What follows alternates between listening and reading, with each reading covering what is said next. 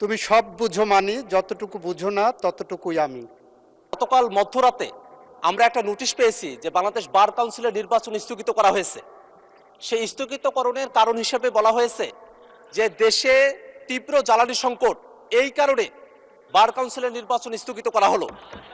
মাননীয় স্পিকার, এখানে দুই ধরনের বিষয় রয়েছে। এক, এটা একটা সংবিধিবদ্ধ প্রতিষ্ঠান যেটার সাথে আইন মন্ত্রণালয়ের একটা সংযোগ আছে, আবার জ্বালানি মন্ত্রণালয় তাদের একটা কজ দেখিয়ে নির্বাচনটাকে স্থগিত করা হয়েছে। মাননীয় স্পিকার, আপনি জেনে থাকবেন যে দি বাংলাদেশ লিগাল প্র্যাকটিশনার্স এবং বার কাউন্সিল অর্ডারের বিধান অনুযায়ী 3 বছর অন্তর অন্তর নির্বাচন হওয়ার কথা। যদি নির্বাচন করার মতো পরিবেশ না থাকে, অর্থাৎ প্যান্ডেমিক হয় বা অ্যাক্ট অফ গডের মতো কোনো ধরনের দুর্যোগ ঘটে, সেই সময়টাতে 1 বছরের জন্য একটা অ্যাডহক কমিটির বিধান করণের সময়টাতে করা হয়েছিল। কিন্তু অন্তর্বর্তীকালীন সরকার গঠন করার পরে সেই জায়গাটাতে কোনো অ্যাক্ট অফ গড বা প্যান্ডেমিক না থাকা সত্ত্বেও নির্বাচন না দিয়ে তখন একটা অ্যাডহক কমিটি করা হয়। সেই অ্যাডহক কমিটিতে এখনো পর্যন্ত চলমান রয়েছে। সেই অ্যাডহক কমিটি থেকে একটা গণতান্ত্রিক যাত্রায় উত্তরণের জন্য একটা নির্বাচনের সময়সীমা ঘোষণা করা হয়েছিল যে 19শে মেতে নির্বাচনটা অনুষ্ঠিত হবে। কিন্তু গতকাল মধ্যরাতে হঠাৎ করেই সেই নির্বাচনটা স্থগিত ঘোষণা করা হলো। প্রশ্ন হলো, আমরা যখন সংসদে জ্বালানি সংকটের কথা বলছি, মাননীয় সদস্য, আপনার মূল বক্তব্যটা বুঝতে পেরেছি। এটা কার্য বিবরণীতে আনার জন্য ভালো হবে, রেকর্ড থাকবে। আপনি দয়া করে একটা নোটিশ প্রদান করুন, এই বিষয়টা অ্যাড্রেস করবে, তখন মাননীয় আইনমন্ত্রী বক্তব্য রাখতে পারবে। সেটা হলো, আমরা যখন সংসদে জ্বালানি সংকটের কথা বলি, সরকার দলের তরফ থেকে জ্বালানি সংকট নেই এই কথা বলা হয়। আবার সরকারি যে একটা প্রতিষ্ঠান, তারা নির্বাচন স্থগিত করছে জ্বালানি সংকটের কথা বলে। এই জায়গাটাতে একটা সিদ্ধান্ত আসা প্রয়োজন। আসলে কি জ্বালানি সংকটের ইস্যু, নাকি একটা গণতান্ত্রিক প্রতিষ্ঠানকে দলীয়করণ ডাকা হবে, সেইটা মূল ইস্যু? এই দুটা বিষয়ে একটা সিদ্ধান্ত আসা প্রয়োজন। মাননীয় স্পিকার, আমরা নোটিশ নিয়ে আসব, কিন্তু যেহেতু আজকে জ্বালানি মন্ত্রী উপস্থিত আছেন, আইনমন্ত্রী উপস্থিত আছেন, আপনি চাইলে তাদের থেকে এই বিষয়ে একটা সুরাহা, একটা তাদের বিবৃতি আপনি তাদেরকে দেওয়ার জন্য আপনি আহ্বান করতে পারেন। মাননীয় স্পিকার, আপনাকে ধন্যবাদ। ধন্যবাদ মাননীয় সদস্য। আমার মনে হয় মাননীয় আইনমন্ত্রী বিষয়ে অ্যাড্রেস করতে চান। দয়া করে মাননীয় আইনমন্ত্রীকে মাইকটা দিবেন প্লিজ।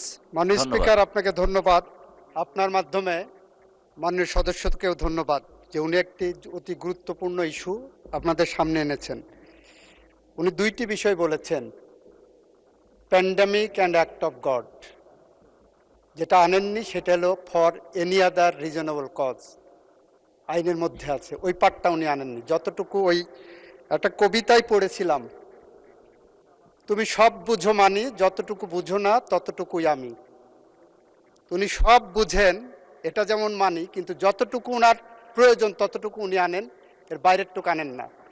অবশ্যই সংসদের, অবশ্যই নির্বাচনে যাওয়ার জন্যই এই 8 সপ্তাহ বা 7 সপ্তাহ 8 সপ্তাহ সরকার দায়িত্ব গ্রহণের পরে, গত 18 মাসে যখন নির্বাচন হয়নি, আমরা দায়িত্ব গ্রহণ করার পরেই বার কাউন্সিলের নির্বাচন উদ্যোগ গ্রহণ করেছি। এবং সেই ব্যাপারে বার কাউন্সিল একটি স্বায়ত্তশাসিত প্রতিষ্ঠান, আপনি জানেন, তারা স্বকীয়ভাবে স্বাধীনভাবে সিদ্ধান্ত নেন। মাননীয় স্পিকার, বার কাউন্সিলের উনি যে কথাটা বললেন জ্বালানি মন্ত্রণালয়কে টেনে এনে শুধুমাত্র একটা কারণে, সেই প্রেস রিলিজ আমিও পড়েছি, আমার নোটিশেও এসেছে।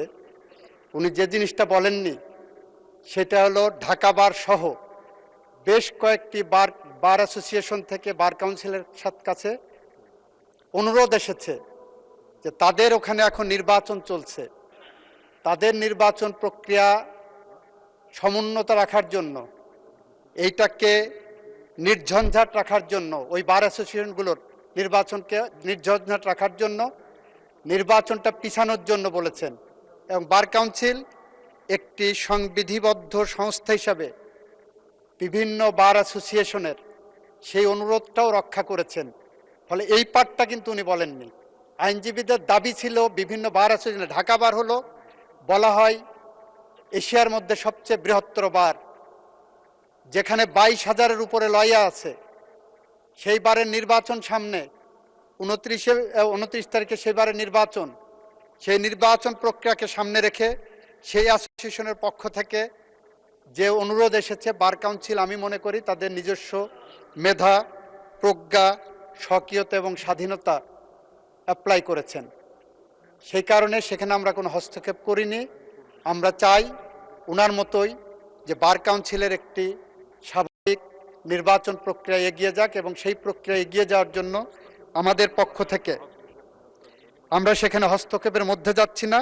আমরাও চাই, ওনার মতোই চাই, বার কাউন্সিল স্বাধীনভাবে সিদ্ধান্ত নিয়ে তারা এই ব্যবস্থা গ্রহণ করবেন। আপনাকে ধন্যবাদ মাননীয় স্পিকার, মাননীয় সংসদ সদস্যকে ধন্যবাদ।